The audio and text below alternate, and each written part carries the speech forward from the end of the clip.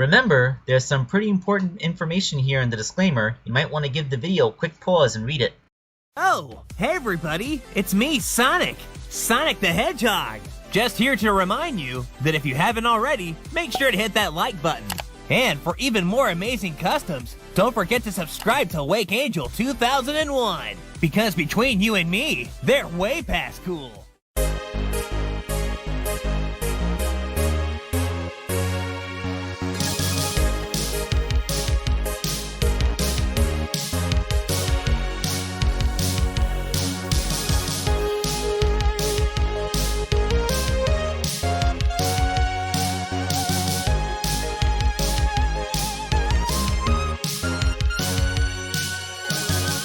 Hello my friends, Wake Angel 2001 here, coming with you for the next part of Dylan D's commission.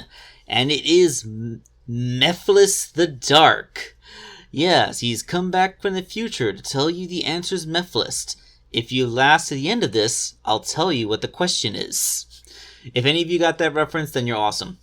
Okay, so Dylan, like I said before, somehow managed to find 3 completely intact shadow figures, 2 regular shadows and 1 super shadow that were in pretty much mint condition, and I felt bad about taking them apart to make into customs after them having survived all these years. So I went looking through my bin of spare parts and found a torso and limbs from some various shadow figures in the past that I could cobble together into a new body.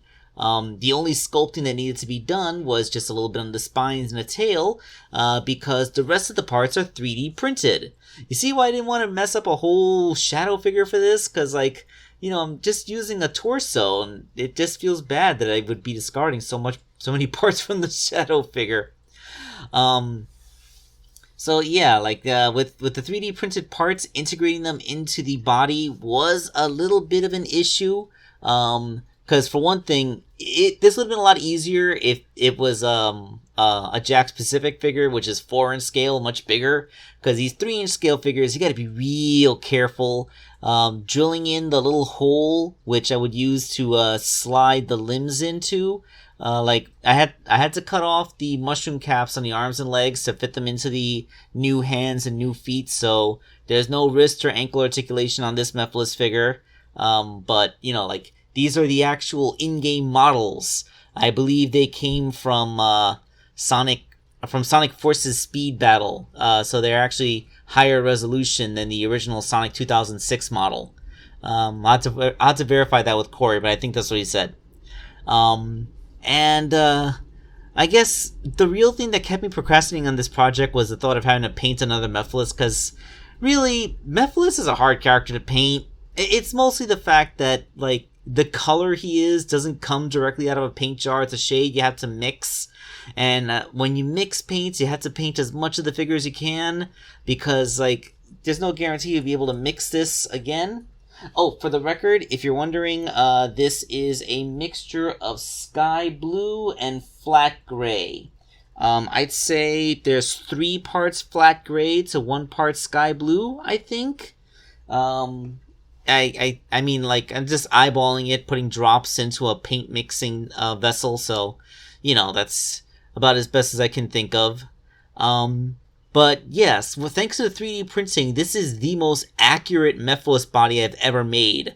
Really, the only reason I had to use an actual shadow figure was that I would have a torso with arms and legs.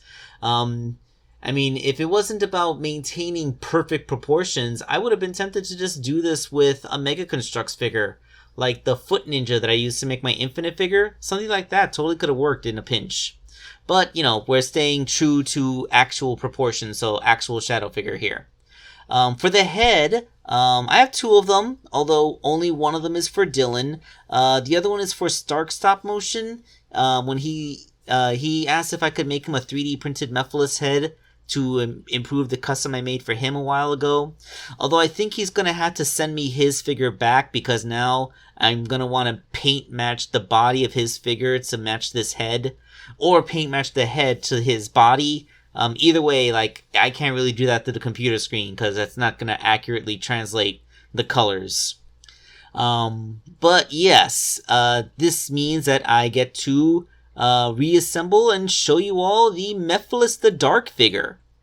Now you may be wondering, Wake Angel, how did you get Mephiles to stand on those little stump feet that he has?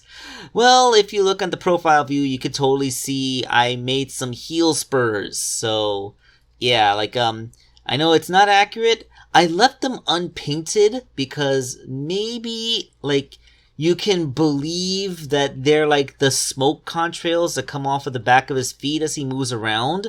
Or, I don't know what color your decor is, but maybe they'll blend into your shelving, so you won't be able to see them very well. I can only hope. Also, I gotta say, Mephiles is one of those figures where the 3D printing actually helps make the parts look more authentic, because the scars from the support material, as well as the transcript lines from each individual printed layer, actually adds a bit of a rough texture that makes them look more rocky, which is more authentic to that whole recently cooled lava effect that Mephiles has. Oh, and of course, Dylan also wanted me to repaint the original Shadow Form Mephiles. The first way I made him with the more blue spine stripes, although that was accurate to the reference he sent me. He said that he liked the grayer look that he has he tends to have other times. So I repainted all those parts with a grayer shade, matching the gray shade that I use for his boots. The boot and glove details. But yeah, now he has Mephiles in both of his canon forms. Of course, I'm not done with Dylan, because the first Mephiles was just a simple repaint. I did consent to make an exception and do a third custom for him, which is going to be another Mephiles, but a fan version. So look forward to that next time. Well, not next time, I got other figures I'm going to make before then, but look forward to the fan version of Mephiles coming very soon. This is Wake Angel 2001, signing off.